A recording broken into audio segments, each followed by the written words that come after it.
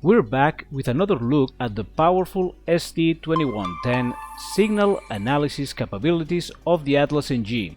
In this chapter, we will demonstrate how to analyze the video flows. From all the streams present in the network, our meter can be set up to receive one video stream and 4 audio streams. Now we will move on to see how we can analyze those video and audio streams. First, we will choose the video flow tool by pressing on the small triangle icon at the widget's corner.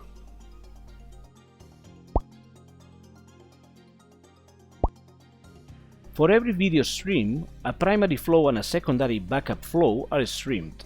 In this area, we will need to drag the left menu to the center and configure correctly the parameters therein, so that we can actually receive the video flows properly. The fields to set up are the following. Video status.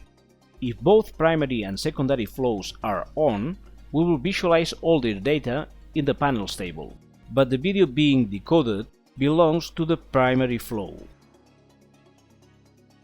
If we want to watch the decoded secondary video flow, we will set primary to off. Video flow. We select here whether we want to receive the primary or the secondary video flow. Video destination IP. Multicast address corresponding to the video flow that we are willing to receive. Video destination port UDP. UDP port for that multicast address. Video source IP. IP address for the source device streaming the video flow. Video source port UDP. UDP port for that streaming device source. Video match VLAN. We activate this parameter in case a virtual LAN is used for streaming the video flows. Video VLAN ID. Identifier for the VLAN used to stream the video flow. Sender type. There are 3 options here.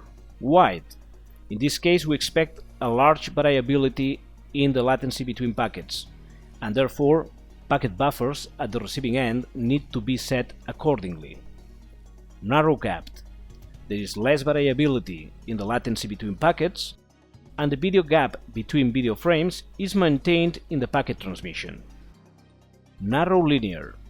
There is less variability in the latency between packets, and the video gap between video frames is eliminated in the packet transmission. Video resolution, frame scan, transport scan, video frame rate, and pixel format. These are all characteristics of the video itself that must be set up correctly as well in order to receive the video flow. To verify that the video flow is being received, we will check that the received packets counter is increasing.